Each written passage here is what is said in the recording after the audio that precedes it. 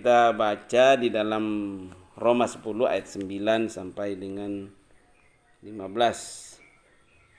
Kita baca bersama, 1, 2, 3. Sebab jika kamu mengaku dengan mulutmu bahwa Yesus adalah Tuhan dan percaya dalam hatimu bahwa Allah telah membangkitkan Dia dari antara orang mati, maka kamu akan diselamatkan. Karena dengan hati orang percaya membenarkan dan dengan mulut orang mengaku diselamatkan.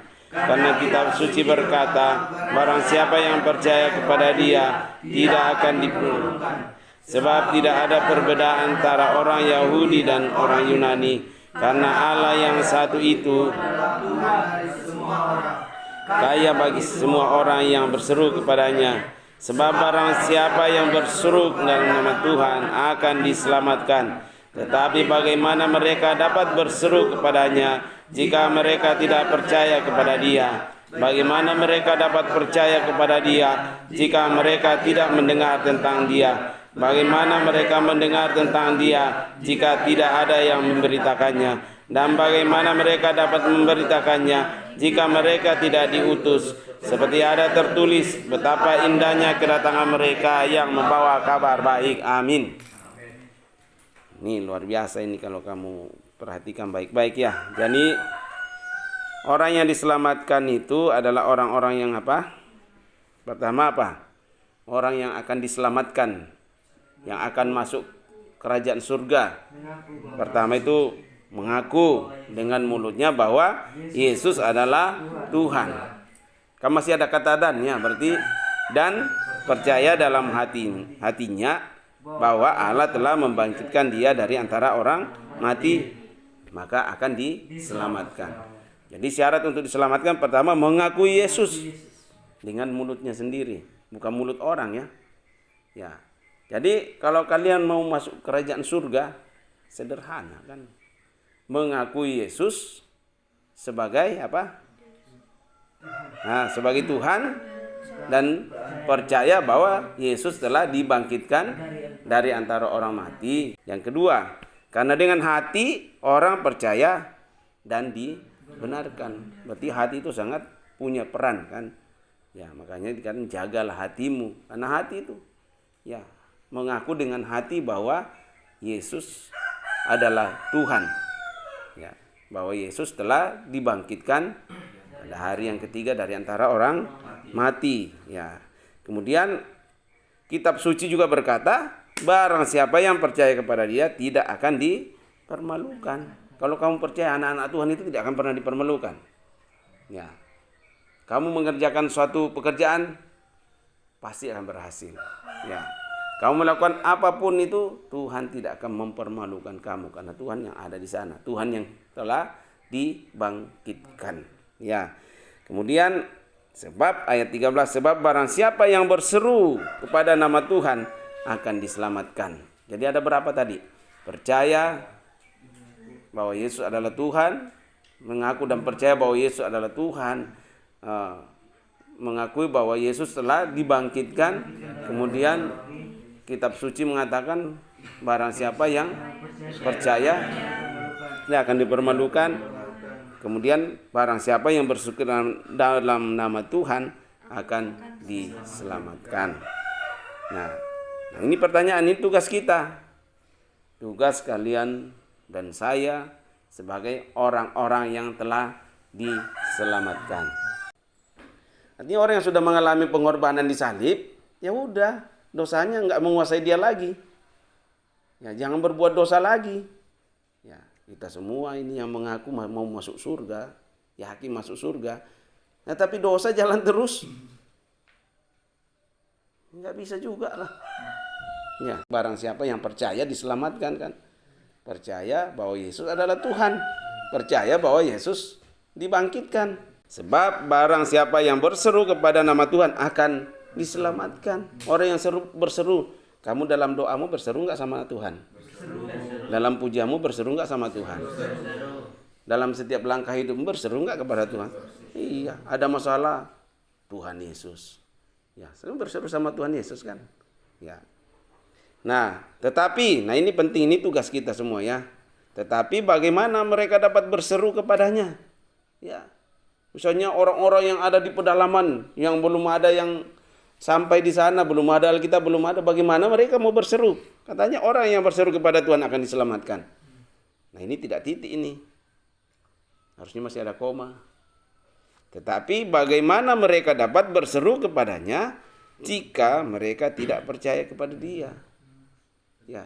Jadi orang yang bisa berseru kepada Tuhan adalah orang yang percaya kepada Tuhan. Kenapa kalian berseru kepada Tuhan? Ya karena percaya. Kalau kamu nggak percaya, bisa berseru nggak? Ya. Coba kamu berseru kepada orang yang kamu benci, bisa nggak? Nah. Bisa nggak?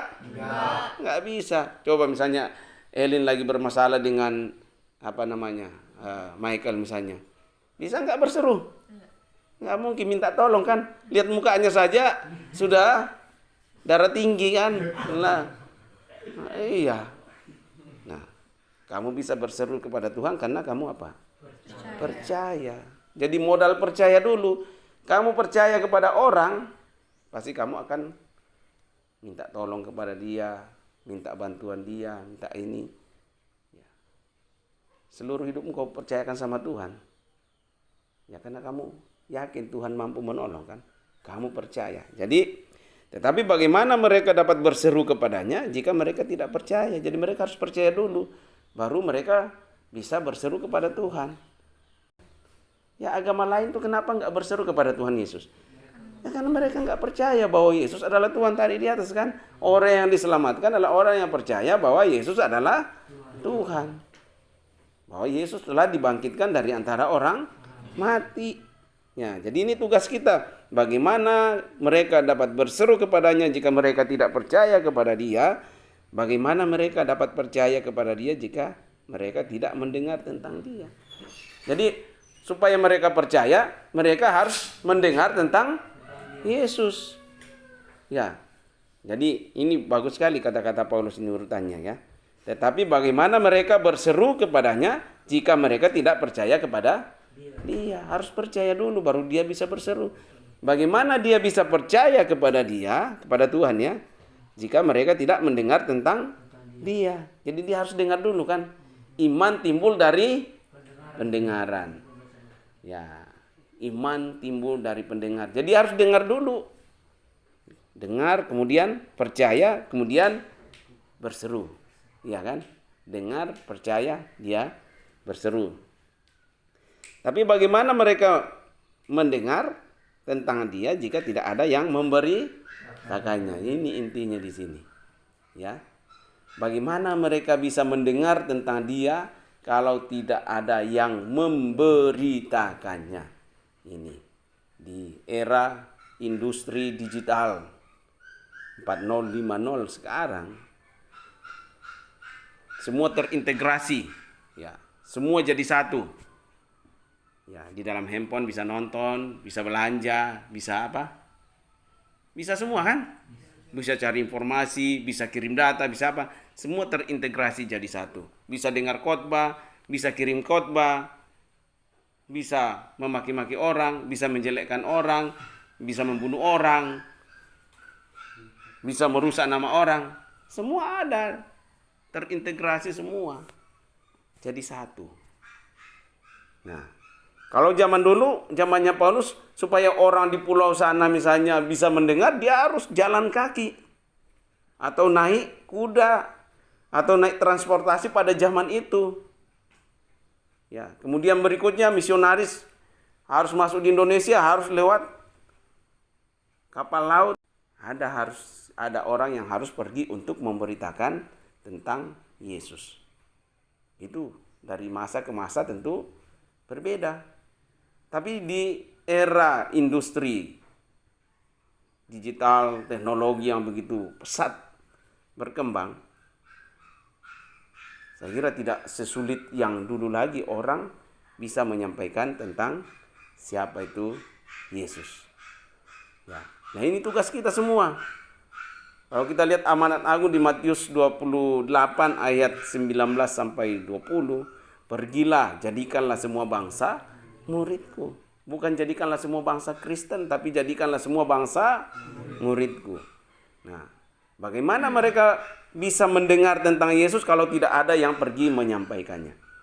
Nah, kita sekarang, wah saya kan masih sekolah, saya nggak bisa pergi ke Sulawesi, pelosok-pelosok di Sulawesi.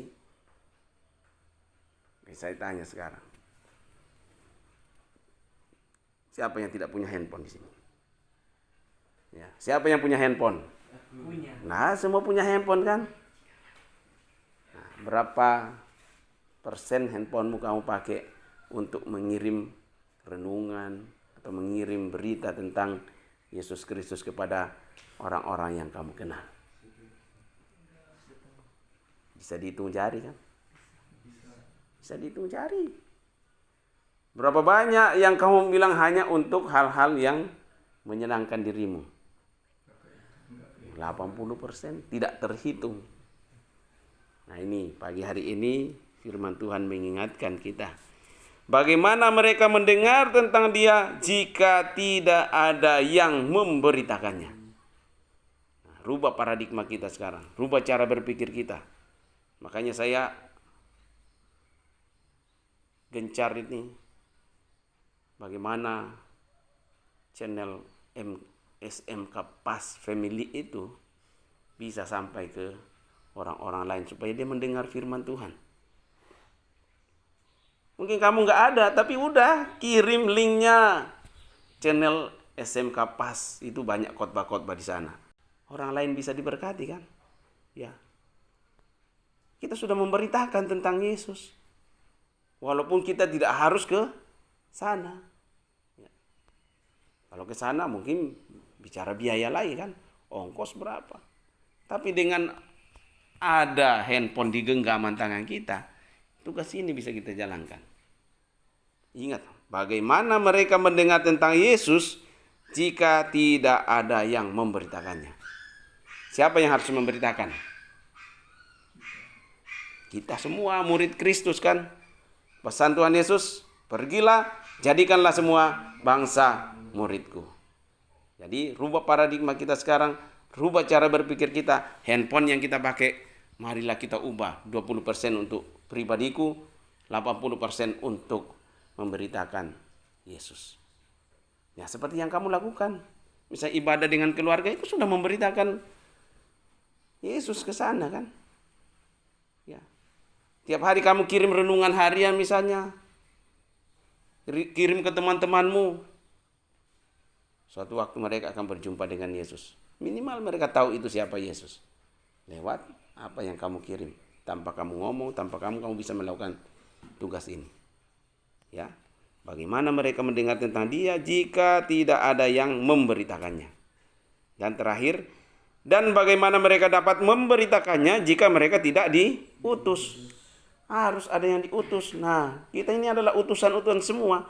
Saya bilang kan pasukan, pendoa. Pasukan tujuannya untuk apa sih? Diutus untuk berperang. Diutus untuk memberitakan Injil. Ya. Tugas penginjilan itu bukan hanya tugas pendeta, tugas majelis, tugas aktivis gereja, tapi tugas kita semua untuk memberitakan Injil. Dan saya kira caranya sangat mudah di era industri digital sekarang. Sangat mudah. Nah, orang kamu kirim ke temanmu yang mungkin beda agama, aduh maaf ya salah kirim. Tapi dia udah baca duluan kan? Maaf ya salah kirim. Tapi dia sudah baca. Firman yang sampai ke situ tidak akan sia-sia, dia akan terus bekerja. Ya, firman yang sampai pada mereka walaupun mereka belum mengenal Tuhan. Firman itu akan bekerja dalam hati mereka. Suatu waktu mereka akan berjumpa dengan Kristus. Ya. Jadi, bagaimana mereka dapat memberitakannya jika mereka tidak diutus? Ada yang diutus, kita ini utusan-utusan semua. Pergilah, jadikanlah semua bangsa muridku. Ada tugas itu. Kita harus bertanggungjawabkan tugas itu. Nah, seperti ada tertulis betapa indahnya kedatangan mereka yang membawa kabar baik. Ada berapa kisah yang orang mau bunuh diri, tiba-tiba dia dapat surat dari temannya, dia baca tentang Yesus di situ, gak jadi bunuh diri. Ya. Banyak orang yang frustasi ketika dia mendengar firman Tuhan yang dikirim temannya, hatinya dihiburkan kembali. Dia keluar dari masalahnya. Ya, firman yang bisa mengubahkan orang. Ini tugas kita untuk menyampaikannya. Tugas kita untuk memberitakannya. Kita adalah utusan-utusan. Ya, bagaimana mereka bisa memberitakannya kalau tidak ada yang diutus? Ingat, tugas dan tanggung jawab kita orang percaya bukan hanya sekedar percaya saya masuk surga. Tapi kita adalah orang utusan-utusan. Pergilah, jadikanlah semua bangsa muridku.